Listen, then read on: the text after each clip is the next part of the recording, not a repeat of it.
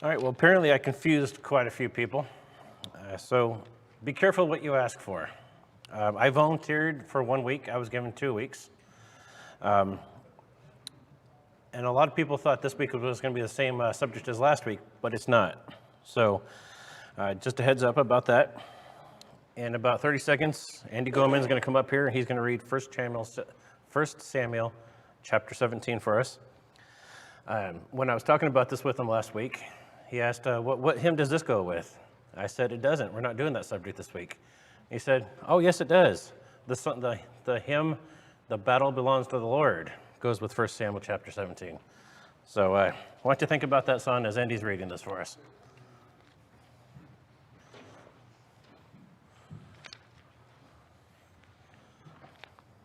Okay, 1 Samuel chapter 17. I'll be familiar with this story, and please excuse my pronounce the names and regions. I'm a little rusty on my ancient Hebrew. Now the Philistines gathered their armies together to battle and were gathered at Sokol, which belongs to Judea. They encamped between Sokol and Azekah and Ephes-dammim. And Saul and the men of Israel were gathered together, and they encamped in the valley of Elah and drew up in battle array against the Philistines. The Philistines stood on a mountain on one side, and Israel stood on a mountain on the other side with a valley between them. And a champion went out from the camp of the Philistines named Goliath from Gath, whose height was 6 cubits and a span. He had a bronze helmet on his head, and he was armed with a coat of mail, and the weight of the coat was 5,000 shekels of bronze. And he had bronze armor on his legs and a bronze javelin between his shoulders. Now the staff of his spear was like a weaver's beam, and his iron spearhead weighed 600 shekels, and a shield bearer went before him. Then he stood and cried out to the armies of Israel and said to them, why have you come out to line up for battle? Am I not a Philistine, and you the servants of Saul? Choose a man for yourselves and let him come down to me. If he is able to fight with me and kill me, then we will be your servants. But if I prevail against him and kill him, then you shall be our servants and serve us. And the Philistines said, I defy the army of Israel this day. Give me a man that we may fight together. When Saul and all Israel heard these words of the Philistine, they were dismayed and greatly afraid. Now David was the son of that Ephrathite of Bethlehem, Judah, whose name was Jesse, and who had 8 sons. And the man was old, advanced in years in the days of Saul. The 3 oldest sons of Jesse had gone to follow Saul to the battle. The names of his 3 sons who went to the battle were Eliab, the firstborn, next to him Abinadab, and the third Shamash. David was the youngest, and the 3 oldest followed Saul. But David occasionally went and returned from Saul to feed his father's sheep at Bethlehem. And the Philistine drew near and presented himself 40 days, morning and evening. Then Jesse said to his son David, take now for your brothers an ephah of this dried grain and these 10 loaves, and run to your brothers at the camp. And carry these 10 cheeses to the captain of their 1,000, and see how your brothers fare, and bring back news of them. Now Saul and they and all the men of Israel were in the valley of Elah fighting with the Philistines. So David rose early in the morning, left the sheep with a keeper, and took the things, and went as Jesse had commanded him. And he came to the camp as the army was going out to the fight, and shouting for the battle. For Israel and the Philistines had drawn up in battle array, army against army. And David left his supplies in the hand of the supply keeper, ran to the army, and came and greeted his brothers. Then as he talked with them, there was a champion, the Philistine of Gath, Goliath by name, coming up from the armies of the Philistines, and he spoke according to the same words. So David heard them, and all the men of Israel, when they saw the man, fled from him and were dreadfully afraid. So the men of Israel said, have you seen this man who has come up? Surely he has come up to defy Israel. And it shall be that the man who kills him, the king will enrich with great riches. Will give him his daughter and give his father's house exemption from taxes in Israel. Then David spoke to the men who stood by him, saying, what shall be done for the man who kills the Philistine and takes away the reproach from Israel? For who is this uncircumcised Philistine that he should defy the armies of the living God? And the people answered him in this manner, saying, so shall it be done for the man who kills him. Now Eliab, his oldest brother, heard when he spoke to the men, and Eliab's anger was aroused against David. And he said, why did you come down here? And with whom have you left those few sheep in the wilderness? I know your pride and the insolence of your heart, for you have come down to see the battle. And David said, what have I done now? Is there not a cause? Then he turned from him toward another and said to the same thing, and these people answered him as the first ones did. Now when the words which David spoke were heard, they reported them to Saul, and he went and he sent for him. Then David said to Saul, let no man's heart fail because of him. Your servant will go and fight with the Philistine. And Saul said to David, you are not able to go against this Philistine to fight with him, for you are a youth, and he is a man of war from his youth. But David said to Saul, your servant used to keep his father's sheep, and when a lion or a bear came and took a lamb out of the flock, I went out after it and struck it, and delivered the lamb from its mouth. And when it arose against me, I caught it by its beard, and struck and killed it.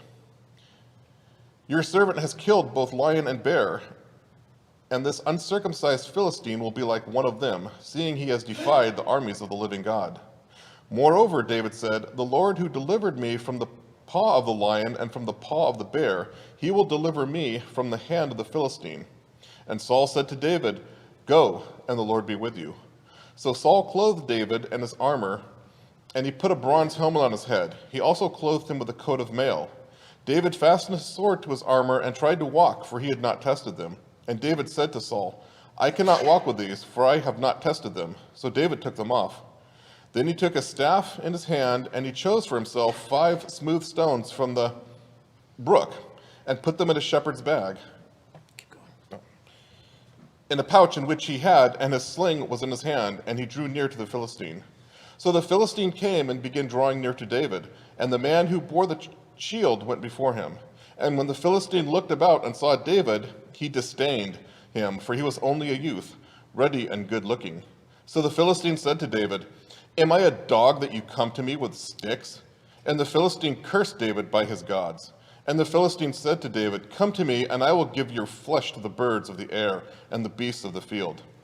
Then David said to the Philistine, you come to me with a sword, with a spear, and with a javelin, but I come to you in the name of the Lord of hosts, the God of the armies of Israel, whom you have defied.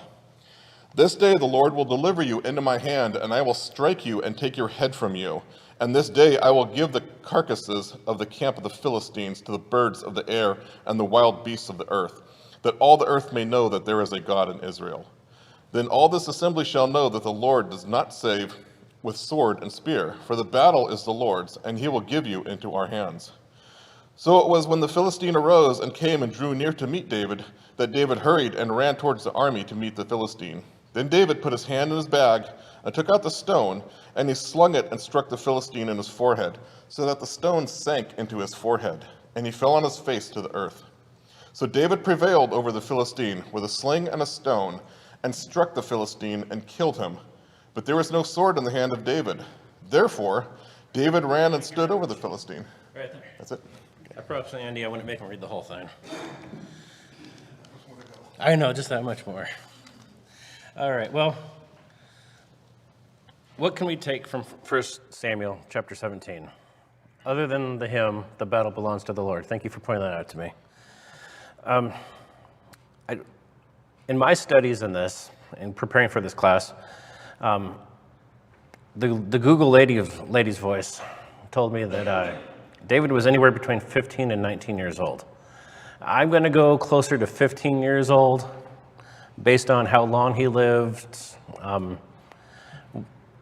long he was in Saul's army, all that put together. I would tend to believe that David was closer to 15 years old rather than 19 years old. Can you imagine the courage it took to stand up to Goliath? Anybody here want to stand up to Goliath? This is kind of what you might want to think about, kind of. The guy on the left is named Nate Robinson. He is 5'9". I've met him before. I got my picture with him, and he's shorter than me. Guy on the right, please raise your hand if you don't know who he is, because if you don't know who Shaquille O'Neal is, you've lived on Mars for the last 25 years with your eyes closed and your fingers in your ears going la la la la la. Everybody knows Shaq, except for Terry, apparently. But the funny part about this picture is Shaquille O'Neal isn't even the tallest basketball player. The tallest player in the NBA was 7'6". Shaq is 7'2". So the size disparity between David and Goliath would be even bigger than that. Goliath, if I understand this correctly, was 9 foot 2 inches, give or take. Funny part about the short guy in this picture, he's the only guy I've ever heard of that played college football and got drafted in the NBA. I don't know how you do that.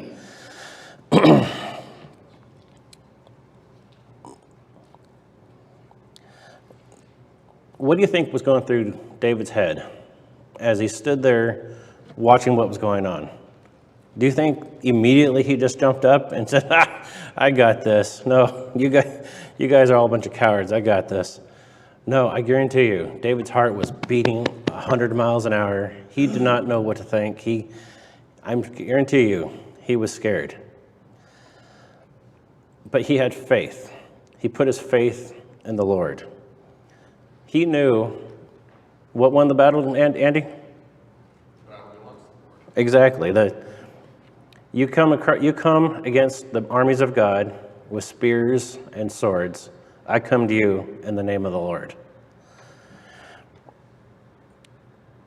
Just because you have faith, just because you go in the name of the Lord, doesn't mean you're not going to die. He knew this. But he went and he did it anyways. I'm very encouraged by his courage. All right, let's get somebody else's thoughts on this. How about you, Dan? Let the microphone get to you.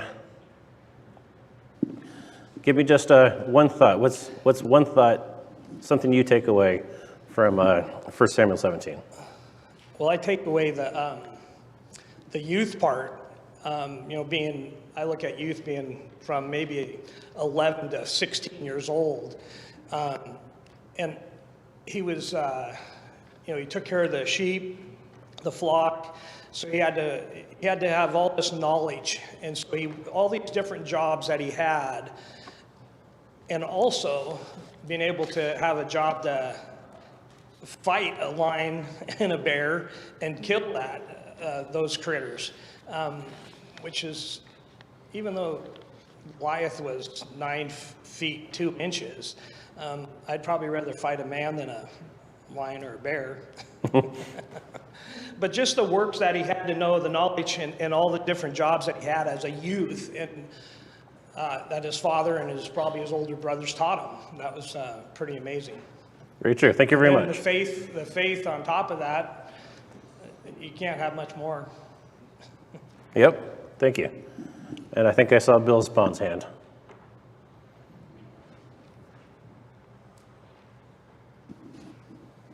Probably not too many of us are going to meet any 9 foot 2 inch people today. But what about all the other giants that we face? The things that are seem impossible and insurmountable, undefeatable. But David stands as that example of trusting God that he's the one that will bring you through. He's the one that will accomplish the goal in your life that he wants to. So again, you said David had a lot of fear. I don't know if he did or not. I certainly would have if I was going. He's a human being. He's a human being. Just like you and I. I think that with the fear, his faith may have been strong enough where he was going. But I don't know. The thing is that he did what he was supposed to do. He did stand up for God, and that's what we want to be doing is don't let fear turn you away from doing what you know is best and right and facing the difficult challenges. Correct. Have the faith and the courage to let your faith and your courage do the talking and not your fear. Amen. All right. We're just going to rapid fire. Terry, you get the last word, 30 seconds, and then we're going to move on, please. The thing that caught my attention was that Saul allowed the Philistines to set the conditions of the battle. And when that's a good point. David came along, he said, no, this is not how it's supposed to be. And even as a youth, he could recognize that from those skill sets that he had from before. I didn't think about that. I read this several times getting ready, and I never thought about that way. Thank you very much. All right, Mike, would you like to come up and read 1 Samuel 24 for us, please?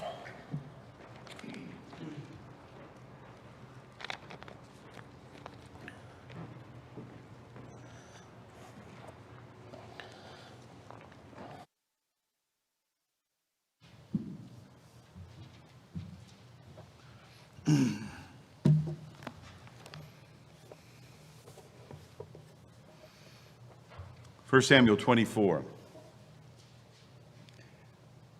Now when Saul returned from pursuing the Philistines, he was told, saying, Behold, David is in the wilderness of En-gedi. Then Saul took 3,000 chosen men from all Israel and went to seek David and his men in front of the rocks of the wild goats.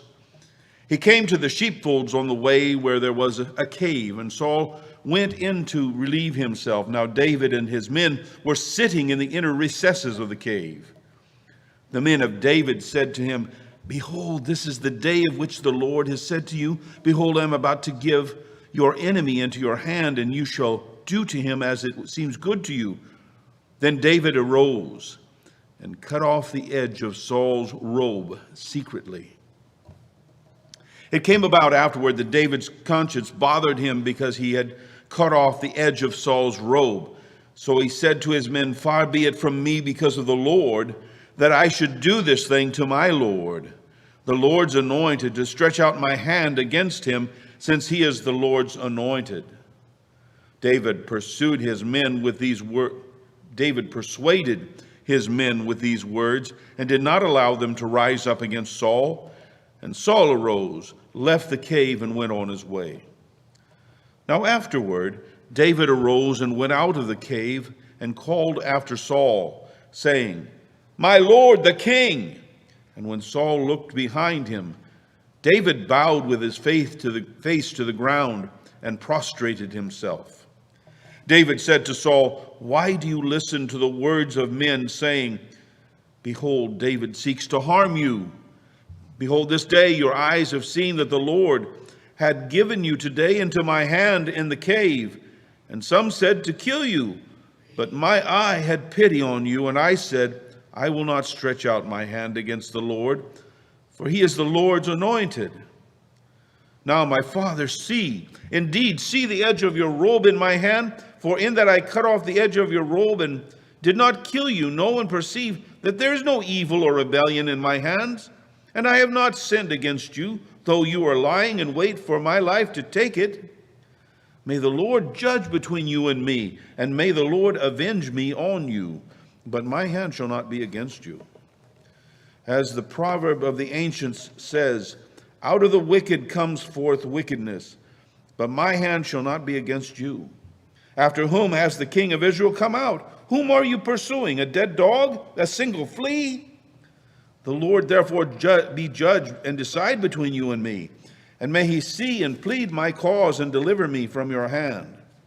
When David had finished speaking these words to Saul, Saul said, Is this your voice, my son David? Then Saul lifted up his voice and wept. He said to David, You are more righteous than I, for you have dealt well with me, while I have dealt wickedly with you.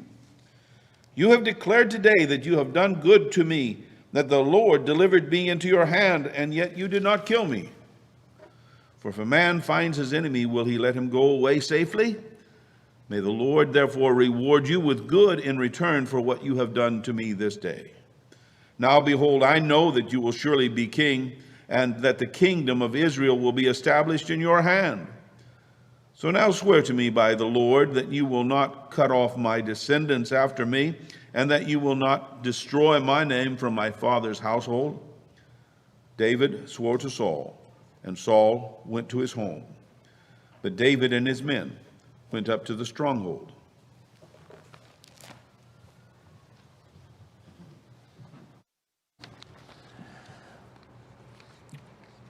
I want you to imagine you've been on the run for a long time now.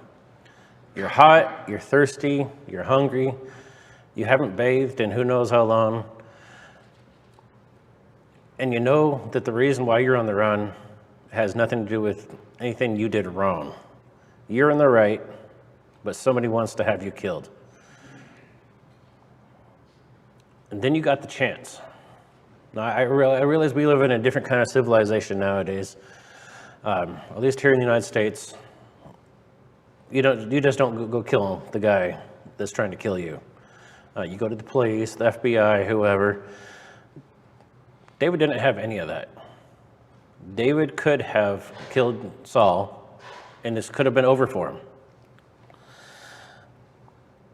But David had respect for both the position of king and the God that put the king in that position. And he refers to Saul as the anointed one, which shows me a level of respect that I don't always give people above me, that I probably should. The respect that we should probably give the elders when we disagree with them, the governor when we always disagree with him, and the president when, what is that guy thinking? But we should probably give him a little more respect than I do, and I'm going to put myself in there. I don't give him enough respect. So while Saul's not looking, David comes up behind him and cuts off part of his robe. But here's one of the big reasons I have respect for David is when he confronts Saul, he admits that he feels guilty for cutting off the piece of the robe. I know I wouldn't feel guilty, but David has such respect for the position of king and the God that put him there that he thinks he shouldn't even look at Saul without permission. Then he confronts Saul, shows him the piece of his robe, and Saul admits, yes, you are going to be the king someday. And David didn't have to do this, but David swore to Saul, I promise not to kill Jonathan. Those are some pretty big promises made by a man that is running for his life every single day. Andrew, what would be some of your thoughts on 1 Samuel chapter 24?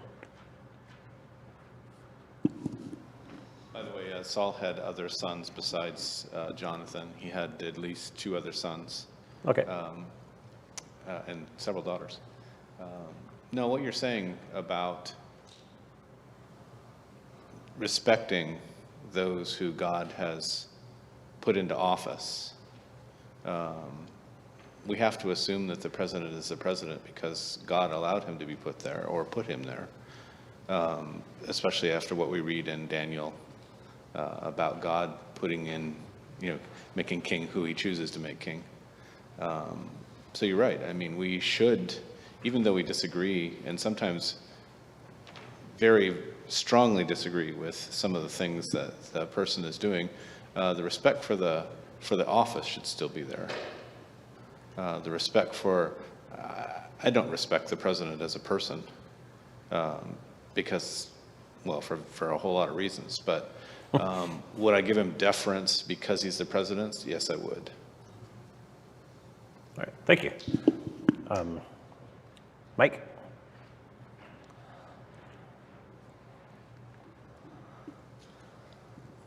One thing that really stands out and is impressive is that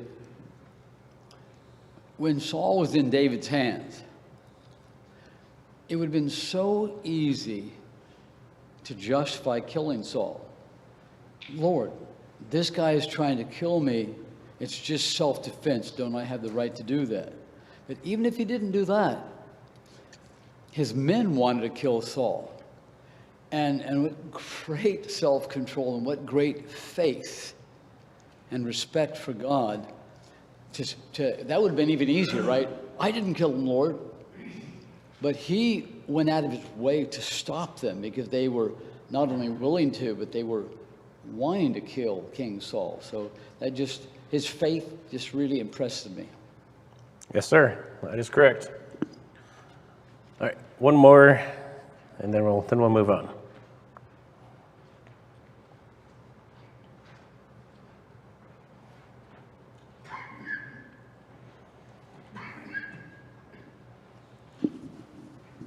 It's a great contrast between Jacob and David, two men who both had destinies to fulfill, and how Jacob knew what his destiny was, yet always tried to do it his way and achieve his destiny his way.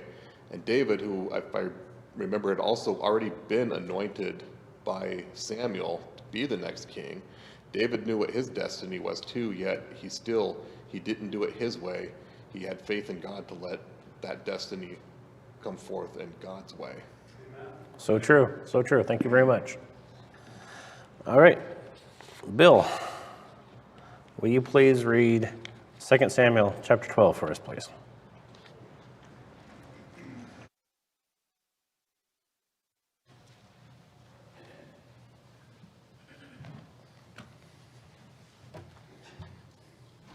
And this is after David sinned with Bathsheba and his murder of Uriah. Chapter 12. Then the Lord sent Nathan to David, and he came to him and said, there were two men in one city, the one rich and the other poor. The rich man had a great many flocks and herds, but the poor man had nothing except one little ewe lamb, which he bought and nourished, and it grew up together with him and his children. It would eat of his bread and drink of his cup and lie in his bosom, and was like a daughter to him. Now a traveler came to the rich man, and he was unwilling to take from his own flock or his own herd to prepare for the wayfarer who had come to him. Rather, he took the poor man's ewe lamb and prepared it for the man who had come to him. Then David's anger burned greatly against the man, and he said to Nathan, as the Lord lives, surely the man who has done this deserves to die. And he must make restitution for the lamb fourfold, because he did this thing and has no compassion. Nathan said to David, you are the man. Thus says the Lord God of Israel, it is I who anointed you king over Israel, and it is I who delivered you from the hand of Saul. I also gave you your master's house and your master's wives into your care. And I gave you the house of Israel and Judah. If it had been too little, I would have added you many more things like these. Why have you despised the word of the Lord by doing evil in his sight? You have struck down Uriah the Hittite with a sword, have taken his wife to be your wife, and have killed him with the sword of the sons of Ammon. Now therefore the sword shall never depart from your house, because you have despised me and have taken the wife of Uriah the Hittite to be your wife. Thus says the Lord, behold, I will raise up evil against you from your own household. I will even take your wives before your eyes and give them to your companion, and he shall lie with your wives in broad daylight. Indeed, you did it secretly, but I will do this thing before all Israel under the sun. Then David said to Nathan, I have sinned against the Lord. And Nathan said to David, the Lord has taken away your sin. You shall not die.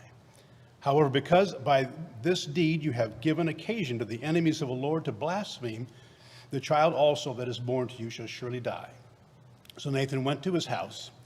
And the Lord struck the child that Uriah's widow bore to David, so that he was sick. David therefore inquired of God for the child, and David fasted and went and lay all night on the ground. And the elders of his household stood beside him in order to raise him up from the ground, but he was unwilling and would not eat food with them. Then it happened on the seventh day that the child died. And the servants of David were afraid to tell him that the child was dead, for they said, behold, while he was still alive, we spoke to him, and he did not listen to our voice. How then can we tell him that the child is dead, since he might do himself harm? But when David saw that his servants were whispering together, David perceived that the child was dead. So David said to his servants, is the child dead? And they said, he is dead. So David arose from the ground, washed, anointed himself, changed his clothes, and came into the house of the Lord and worshipped. Then he came to his own house. And when he had requested, they set food before him, and he ate. Then a servant said to him, "What is this thing that you have done? While the child was alive, you fasted and wept. For I said, and wept, but when the child died, you arose and ate food." And he said, "While the child was alive, I fasted and wept, for I said, who knows? The Lord may be gracious to me, and the child may live. But now he has died. Why should I fast? Can I bring him back again? I shall go to him, but he shall not return to me." Then David comforted his wife Bathsheba and went into her and lay with her, and she gave birth to a son, and his name was and named him Solomon. Now the Lord loved him and sent word through Nathan the prophet, and he named him Jedidiah for the Lord's sake. Now Joab fought against Rahab of the sons of Ammon and captured the royal city. And Joab sent messengers to David and said, "I have fought against Rabah. I have even captured the city of waters." Want me to keep going on, or is that? Okay. You want to? Say what? Point at me when I have 15 minutes, right?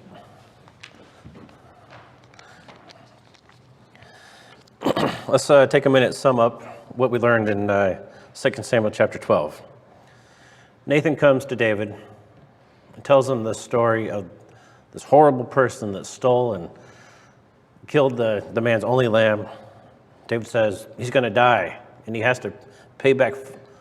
He has to pay him back. He has to die. There will be justice. Can you imagine the look on David's face when Nathan pointed at him and said, "That was you"? I'm sure he went from, oh, I am so angry. Oh. The look on his face, I'm sure it went from frown to sad in a second, because he just said, "This man shall die." I think his heart wasn't beating really fast. Nathan could have right there said, all right, guards, kill David. He said it. Nathan tells David, "The evil will arise in your house. Your baby will die." How would you like to hear those words about you? I don't want to hear that. David admitted that he was wrong. He admitted it. I don't know about you. I am a very hard-headed man. You gotta beat me over the head with the truth sometimes. Apparently, David's one of those guys too. David admitted he was wrong. David remembered that he is not God. David went, he worshiped God, he fasted, and begged God to change his mind. But unfortunately, God did not change his mind. The baby passed away. He comforted Bathsheba, and he laid with her again.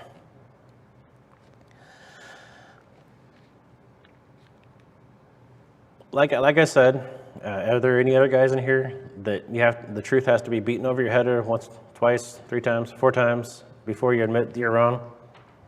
All right, maybe I'm the only guy in this room or maybe I'm the only guy in this room that's willing to raise his hand to admit that he's that guy. I am. 10 minutes from that, if you ask me to say. 10 minutes, wow, time flies. Now, you noticed at the beginning that it said the name of this presentation. 15 minutes, I'm sorry. What's that? 15 minutes. 15 minutes. 15 minutes. All right, I feel better now. It said biography. We could do David's biography, and what do you think that would take us? Somewhere around 16 weeks, maybe longer. But I just wanted to stop and talk about the 3 days of David that stand out to me. And the 3 words that stand out to me when I think about David. David at age 15, he had courage to fight. Age 25, he had wisdom to respect God, to respect the king, to understand that he's not the king yet. And by the way, these ages are just kind of estimated by Gary May, and no experts. And age 35, he had the humility to be beaten over the head to admit that he was wrong.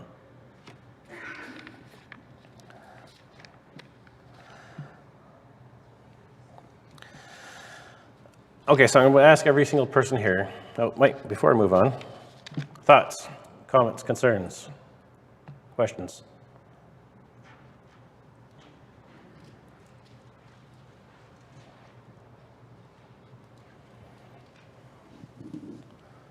You know, with the story about the man and his little lamb and how angry David was about that and said he was deserved to die. And that was insignificant.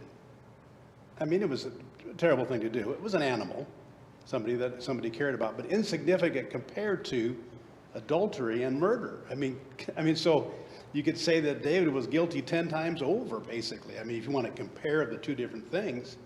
And so I see that he really had to be convicted in his heart that I'm a grievous sinner, and I'm sure he wouldn't disagree if God had said you need to die. Yeah. But because of God's grace and his plan for David, and even though the plan resulted in some hardship for David because of his sin, still he used him for his purpose. So I just think, yeah, what an impact it must have had.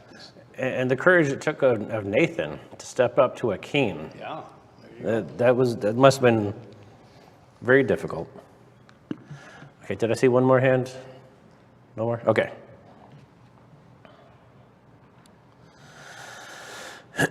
Okay, everybody, put yourself in these shoes.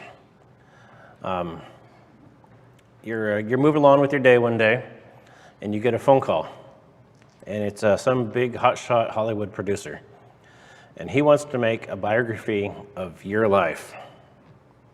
Now, some of you are saying, biography of me? What was that going to be? An hour-long video of me sitting at the table eating Cheerios? Because my life's been pretty boring. But you say yes. So you said the biographer says, "All right, tell me something really good you did with your life so far. What's something very terrific?" Well, me personally, I might talk about that day when I was at work, and I saw a semi truck flip over on its side, and this is the only time I've ever seen this. The truck was on its side. I ran up to it and I climbed up the bottom of a semi truck. I put my feet on the tailpipes, and I was touching, making sure nothing was too hot for my hands. And I opened up his door. I reached in and pulled him out and got him out safely. It would have been much cooler if the truck had exploded as we walked away, but it didn't explode. Exactly. So maybe I could just tell the biographer that. And the biographer says, "So tell me about the lowest day of your life." I would probably tell him about the time I got so sick. I don't talk about this very much. In fact, this is probably news for everybody in this room. I one time got so sick.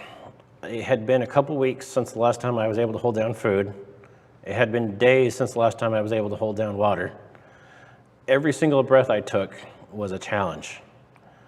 I was sure that I was about to die.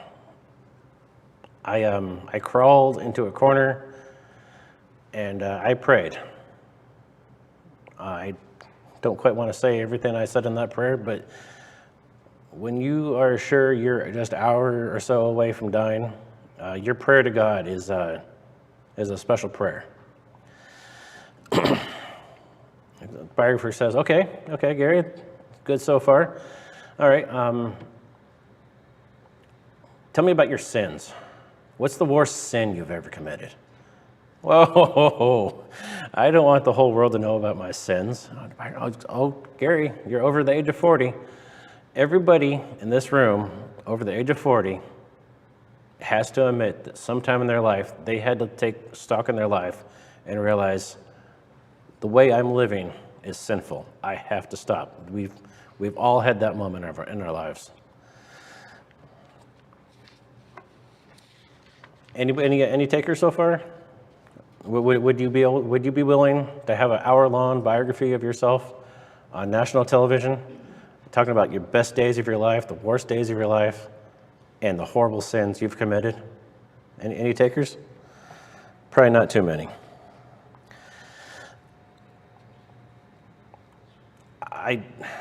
On Monday, I was preparing for this class.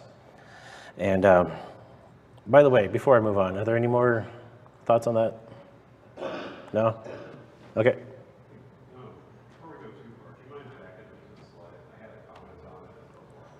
Go ahead. So those words, the three words, courage, wisdom, and humility, those are strong words. Those are things that you bring that up, and that's just something to think about when we're all people of God looking for help, looking for the courage to do the right thing, looking for wisdom, and having some humility. It struck a point in my life about a little more than a decade ago before I knew most of the people here. I was struggling with addiction. And to come to that realization that I didn't have the strength of my own and I didn't know how to get out of it, I had to humbly ask for help, right?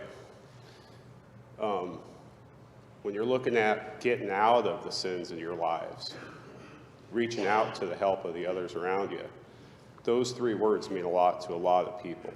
So I just wanted to bring that up. That's a good three things to think about. Well, thank you for sharing that. It takes courage to admit in a public place like this the sins of your past. Thank you. So imagine this time, instead of it being a question, it's a demand. It's an order. Your life is going to be on display. How many people here are not quivering in their boots just a little bit, saying, oh no, everyone's going to know what I did here, here, here, and here. Now imagine, I don't know, okay, Matt? Go ahead. I guess the comment of people quivering in their shoes or their boots by being demanded to have this biography of them is what concerns me with this comment, because as Christians, we know we fail. As Christians, we know that God's and Jesus' grace has covered our sins. And we know that one day, this biography, this so-called biography that you speak of in this scenario, is going to happen. We're going to stand in front of God one day and have this biography pronounced to him. And it's Jesus who stands in front of us at this point to say, I gave my life for them for this. That's why we were baptized. That's why we do the things in our lives to come together to take the Lord's Supper for the forgiveness of our sins. This so-called biography in this scenario is going to come to fruition one day. It's just not going to be on this earth. Very, very true. In the words of Bill Downing, you're stealing my steam, Matt. But that is so true. That is actually a point later on in this, that you're going to have your biography in front of God. So imagine I could promise you 75 more years of life. I'm going to give you a young 20-year-old body. You're going to go back in time to your 20-year-old self. I'm going to give you 75 more years. How much of an emphasis would you put on living a godly life so that you would not have the embarrassment of people knowing your sins? Sorry people, I'm stuttering. How much emphasis would you put on serving God, to make God proud of you, to put you on display, to show, here's a Christian, here's a biography of what a Christian should be? I bet you would put 100% of your life, your life's endeavors to show what a Christian is, if your life was going to be put on national television for the next 75 years.